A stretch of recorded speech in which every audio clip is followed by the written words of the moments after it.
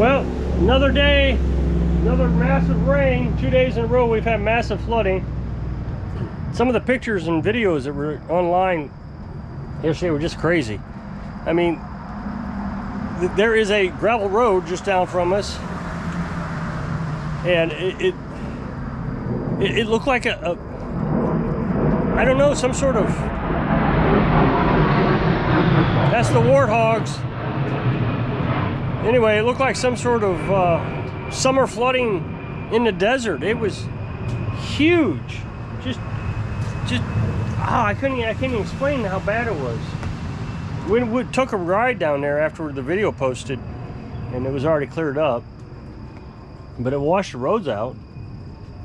And today, in order to get into the big town, there is a truck that has flipped its equipment off of its side, so the road is blocked. So if you take the back way, you can take the back way, but then that road's flooded, so there's no way to get into the major town. I'm sure the tourists are just excited about that. Yesterday, I think I told you I got this in. He needs a new PTO, and he wanted me to weld up the deck. Had a big rust hole here, so I took a piece of metal. Here's my thumbprint, and it was a bent over piece, so I just cut it out over the rusted area. It was a good bit of rust. I welded it over here as well, so much more solid. And took me a bit of time to do it, but it's done. I'm pretty happy with it. And that weld bead I'm really proud of. It's not, you know, professional grade, but it's pretty good for me. And yes, I did grind it down to smooth it out, but it was pretty smooth. I just had little high bumps in it, and I wanted to get it all kind of leveled out so it would kind of blend in a bit. When people do this, you know, you put a piece of metal over. Of course, now you have a piece of metal over it. It looks kind of silly. So I tried to blend it as much as possible. Paint it. So, I don't get rich off welding.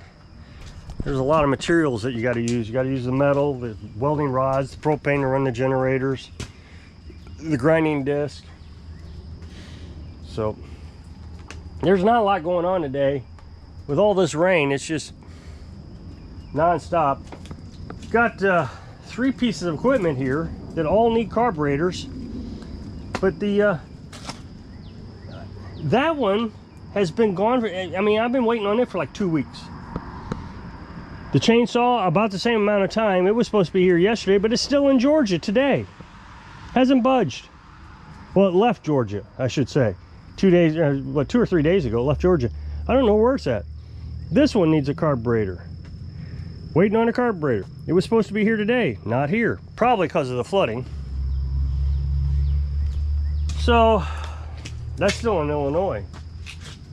So, you know, all the carburetors get here at one time, and I'm just flooded with work. PTO, I think, is supposed to be here tomorrow.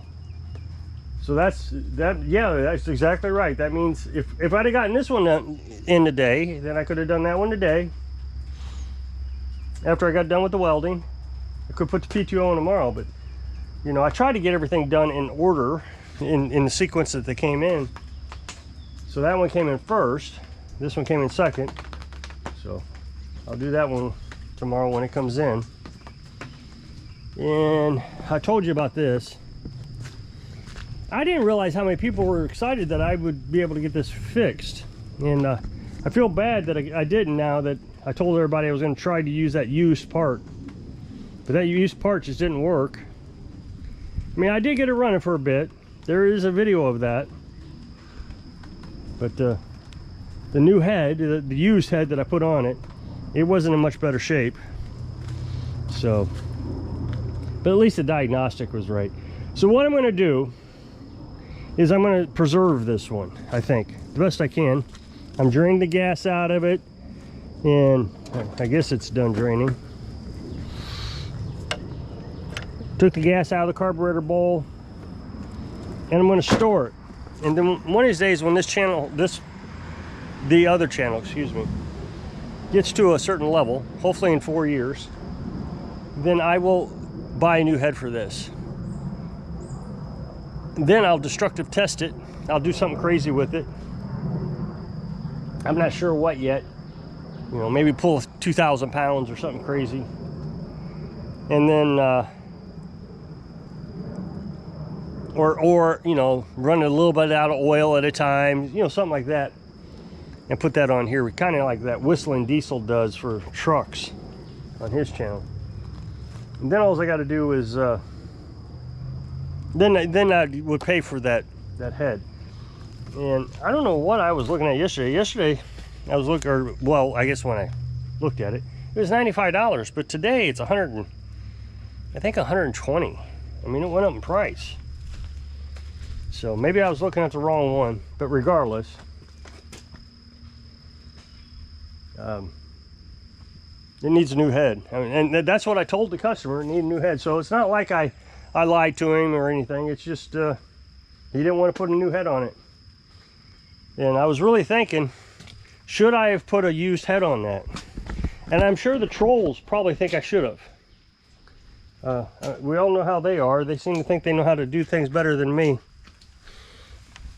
Yet, you know, they sit in their apartment drinking beer on their computer. They don't really do anything. If I'd have put a used head on it, I would have had to have warrantied it.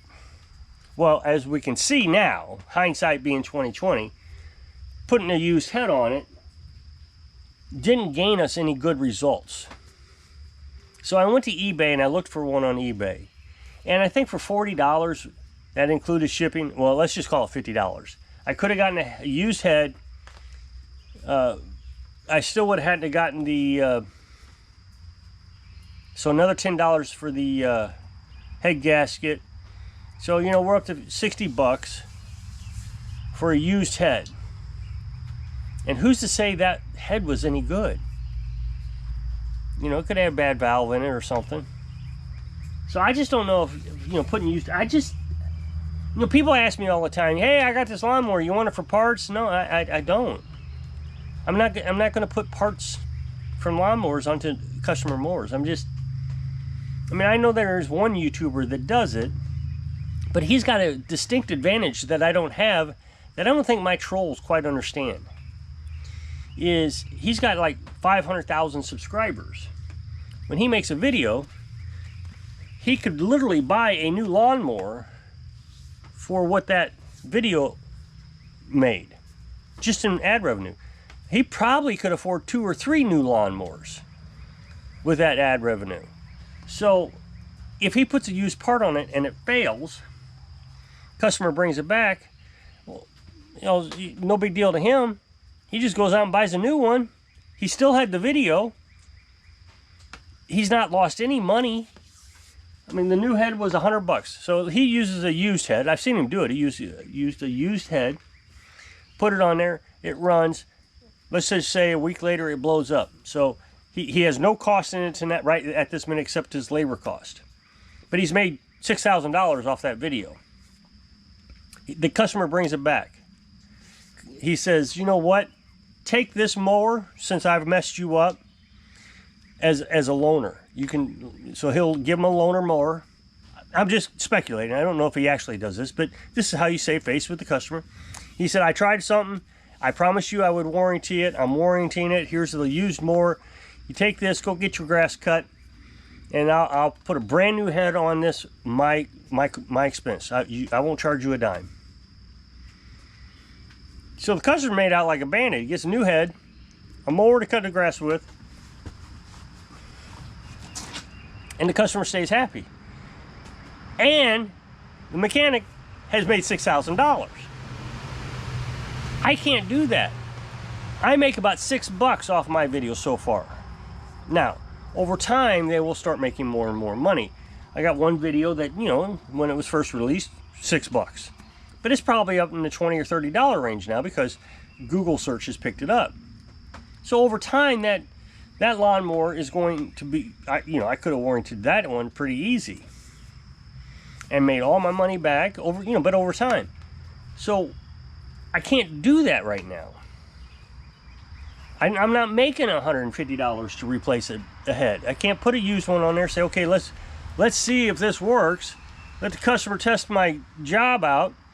It fails, and now I gotta go buy a new head. I can't afford to do that because I'm not making the money. It's just a loss. Well, the other thing, somebody suggested is that I should go ahead and buy the head. See, I was going to donate that mower to the town.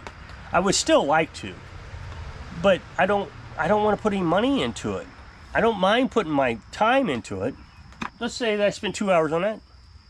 That's 2 hours of my labor that I've just given to the town. But I can't afford to put parts on it. It would just be a losing scenario for me. What's the point in doing this if I'm just going to give the money away? We don't make a lot of money. I know people seem to think that we are just absolutely filthy rich.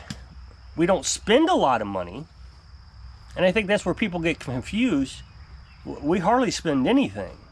So what little money we do make, we're able to save quite a bit of it. But, when the truck breaks down and I got to spend $1,000 in one summer to get it fixed, that's several months of savings that we have to pull from. There's things that happen. If the house burns down, the biggest fear is the truck breaks down and we have to buy a new one. That is my biggest fear. And we've really thought about what we're going to do. The truck's been pretty good. I'm pretty happy with it. It's only got 96,000 miles on it. And these trucks are designed to last 200,000-300,000 miles. It's had a few problems. We've resolved those problems. And you do the best you can. I changed the oil every time I was supposed to, but I kept running that 5W20 like I was supposed to. But who knew the manufacturers were lying to us? So now I put 5W30 in it. Seems to be running pretty good. I can still put 5W40 in it if that goes, bonkers. I changed the transmission fluid twice now. That's pretty good for 96,000. We've changed tires out twice. I'm going to change the brakes, I think. I don't know. I might get them inspected. They may not need it yet.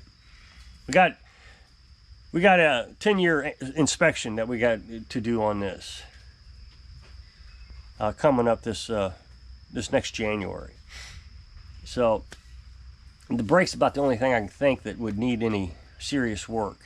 Everything else seems to be okay. I think there's a little bit of a radiator leak because once a year I got to add radiator fluid, coolant, and I shouldn't have to do that. So there's a leak somewhere, but it's a very minor leak.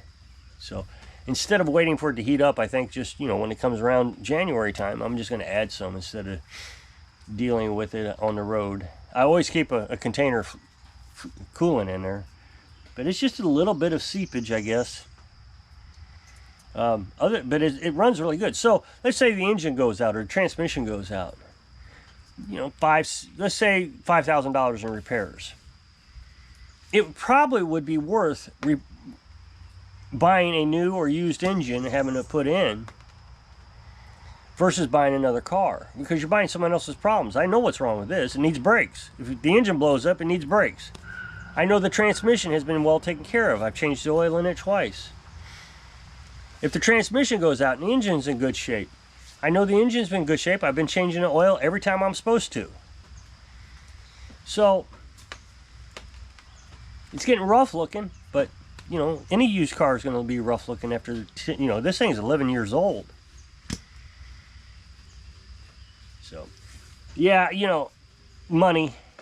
The trolls seem to think I'm just loaded. So if you'll click this up next box, it'll take you to a video over my other channel. I'll really appreciate it if you go check it out. So I hope this video inspires you. Save your money. Sing of your dreams. Thanks for watching.